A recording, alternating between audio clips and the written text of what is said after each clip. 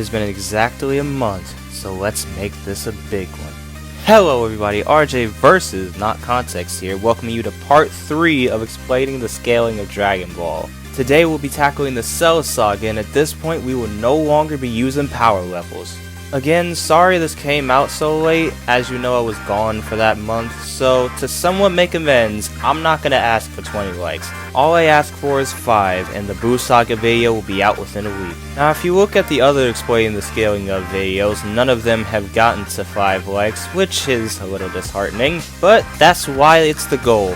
As always, be sure to like the video if you like it, share it with your friends if you think they like it, maybe comment whatever you want to comment. Without further ado, let's get on to the Cell Saga. Fast forward a year and some change later, everyone's been brought back with the Dragon Balls, and the Namekians have gone to New Namek. Frieza, however, is somehow related to Obito, as he's a survival champion and somehow survived the explosion of Namek and Goku's final blast. His father finds him in space and gives him an iOS update body, and they're headed off for Earth. Now Frieza did get stronger to the point that he was confident enough to fight Goku again, but we don't know exactly how strong. Little did he know, another Super Saiyan was gonna be there to meet him before Goku, a Saiyan named Trunks. He bodies some foot soldiers before going on to Frieza and King Cold himself, completely beating them too.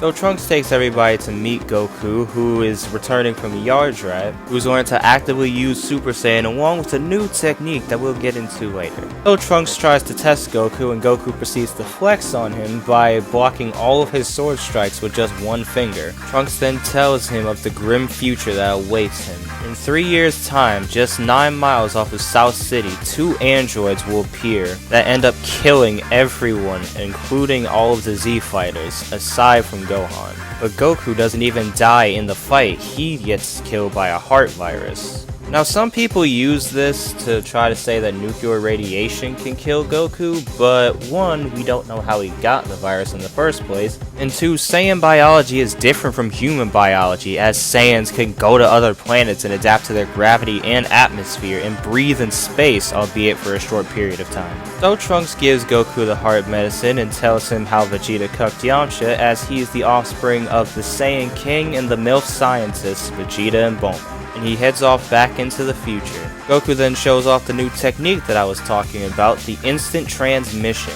which allows you to lock onto someone's energy and immediately teleport to them. The Z Warriors go off to train for the fateful day. 3 years later, everyone is stronger than ever and go looking for the androids. Yamcha unfortunately finds him first and gets another meme made out of him. Damn, Yamcha really out here L-Kun. Goku, Tien, and Piccolo finds him, and they try to lure the androids to a safer place without people. But not before Gero destroys a good 75 to 80% of the city. They reach the wasteland, and we learn that the Red Ribbon Army was collecting data using little spy drones ever since Goku destroyed the Red Ribbon Army as a child, from the World Tournament with Tien all the way up to his battle with Vegeta. Although foolishly for the scientist, he didn't think that he would need any more information after that and didn't follow Goku up to Namek. Goku transforms into a Super Saiyan and seemingly bodies Android 19, but Goku's stamina is gradually decreasing, making him not able to fight at full capacity, as he hasn't been taking his heart medicine and thus has the virus still.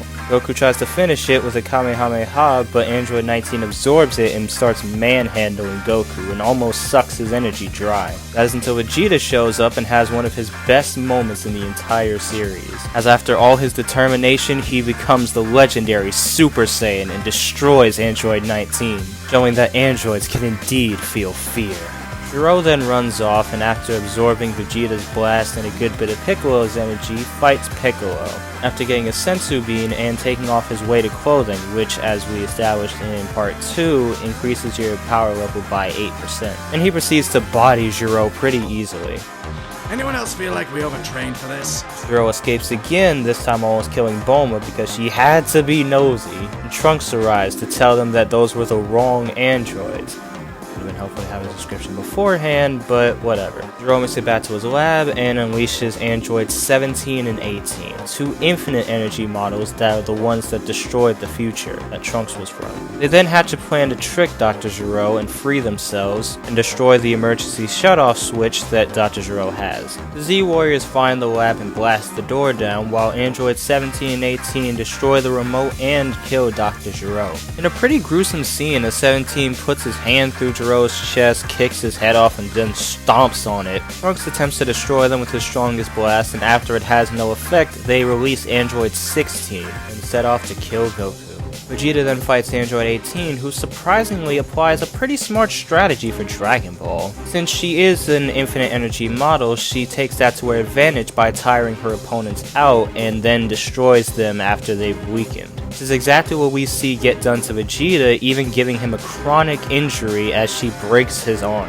Like seriously, that thing never fully recovers. Vegeta, you need to get that checked out. Trunks and the others try to save him, but they all get taken down just the same. Aside from Krillin, who is permanently in simp mode for the rest of this saga. After they all sensu up, Piccolo then goes to see Kami to fuse with him, giving him another 5 times increase. As was explained in part 2, Namekian fusion is a 5 times multiplier. As he investigates a city that seemingly gets turned into a ghost town, he meets the main villain of this saga, the terrifying bio-android known as Cell.